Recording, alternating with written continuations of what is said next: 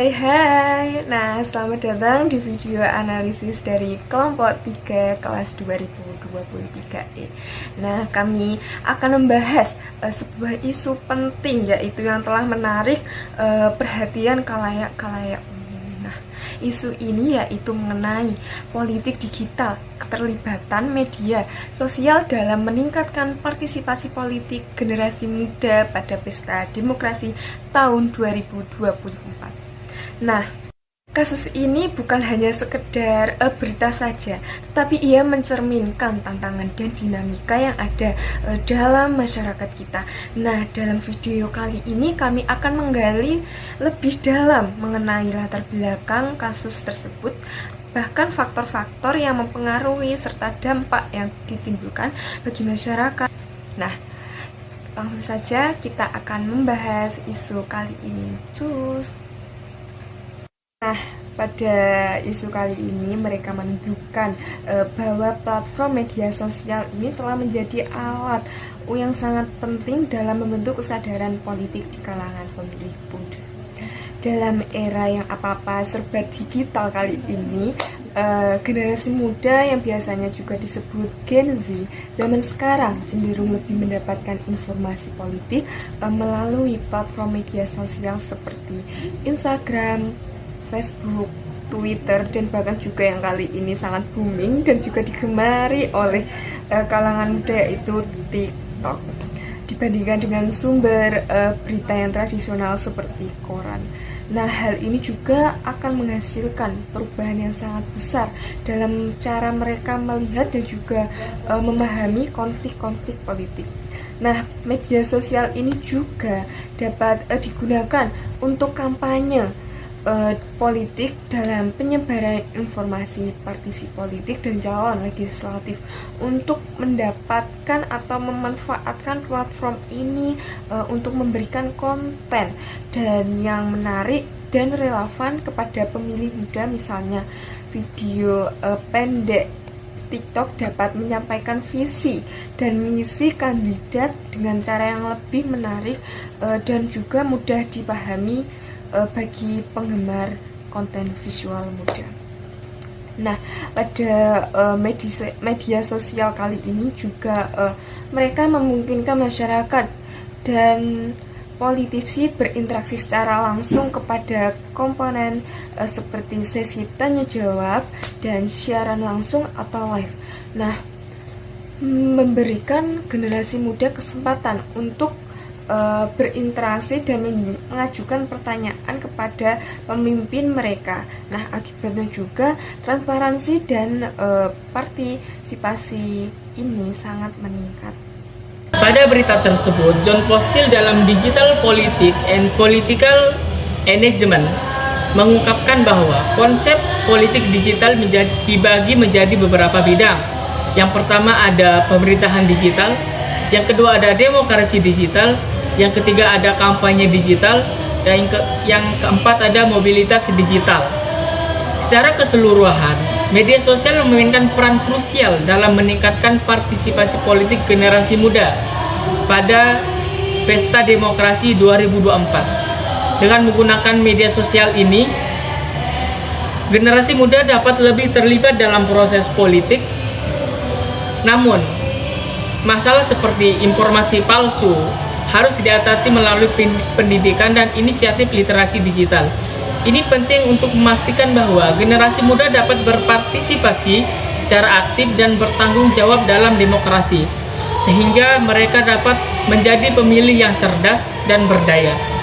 Media sosial ini memiliki peran yang signifikan dalam mendorong partisipasi politik, terutama di kalangan generasi muda.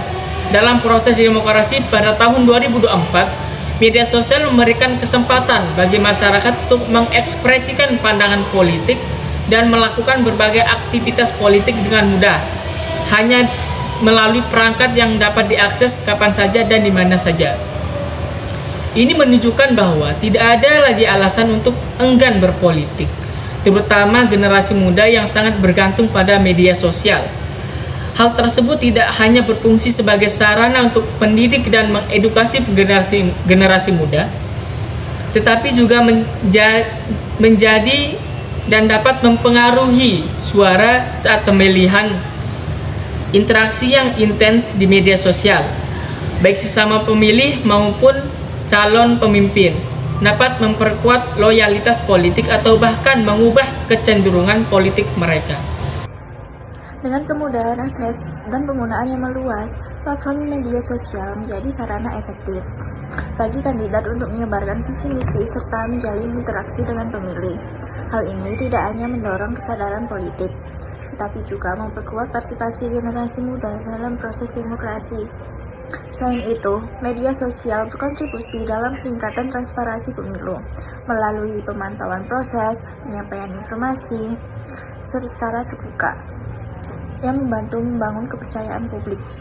Di sisi lain, media sosial memfasilitasi komunikasi dua arah yang lebih dekat antara kandidat dan pemilih, menciptakan ruang dialog yang inklusif. Tak kalah penting, media sosial juga menjadi alat edukasi politik, memberikan wawasan kepada pemilih mengenai isu-isu politik yang relevan. Platform ini memberikan ruang bagi masyarakat untuk secara aktif berpartisipasi dalam diskusi politik, mengajukan pertanyaan dan menyuarakan pendapat mereka. Dengan fitur polling online, tanya jawab, dan forum komunitas, media sosial mendorong generasi muda untuk merasa terlibat dalam proses pengambilan keputusan. Bahkan, proses seperti debat politik yang sebelumnya terbatas pada ruang fisik kini dapat diakses secara virtual oleh jutaan orang, serta memperluas partisipasi politik tanpa batasan geografis. Meskipun media sosial menawarkan banyak peluang, tantangan signifikan tetap ada, di mana penyebaran informasi palsu atau hoaks dapat merusak integritas proses demokrasi. Polarisasi opini dan manipulasi informasi seringkali memperburuk fragmentasi sosial, sementara keterbatasan akses internet di daerah terpencil menciptakan ketimpangan dalam partisipasi politik. Untuk memaksimalkan manfaat media sosial sekaligus mengurangi dampaknya yang merugikan masyarakat, diperlukan regulasi konten politik yang adil, program literasi digital yang terstruktur, dan kolaborasi lintas sektor antara pemerintah, lembaga masyarakat sipil, serta penyedia platform media digital, sehingga media sosial tidak hanya berfungsi sebagai alat kampanye politik tetapi juga sebagai medium edukasi yang memberdayakan generasi muda untuk menjadi pemilih yang kritis dan bertanggung jawab. Selain itu, media sosial telah membawa perubahan signifikan dalam cara kampanye politik yang dijalankan.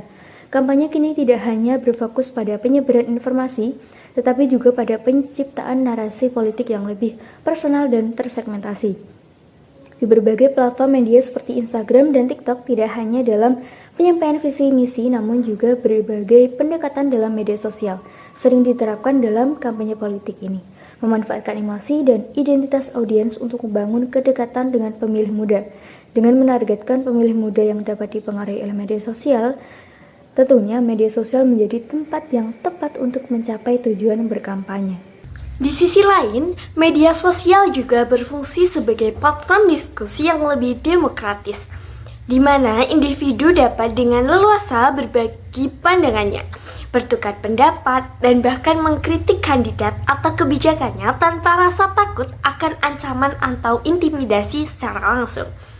Hal ini sangat penting untuk memperkuat budaya demokrasi di negara kita, karena memberikan kesempatan bagi pemilih muda untuk merasa bahwa suara kita didengar dan dihargai, tanpa memandang latar belakang atau status sosial kita.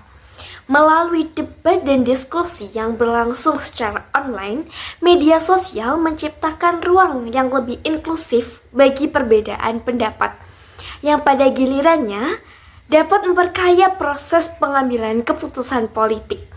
Sebagai pemilih muda, kita harus dapat selektif untuk memilah dan memahami informasi yang kita terima. Tidak menerima mentah-mentah informasi yang kita dapatkan. Akan tetapi, kita harus dapat kritis dan dapat memberikan suara yang terbaik untuk kemajuan negara Indonesia. Menggunakan media sosial dengan bijak dan tidak melakukan hal-hal yang dapat merugikan diri sendiri maupun orang lain. Dengan contohnya seperti penyebaran berita hoaks. Pastikan penggunaan media digital untuk dapat memberikan perkembangan dan untuk kebaikan seluruh warga negara Indonesia.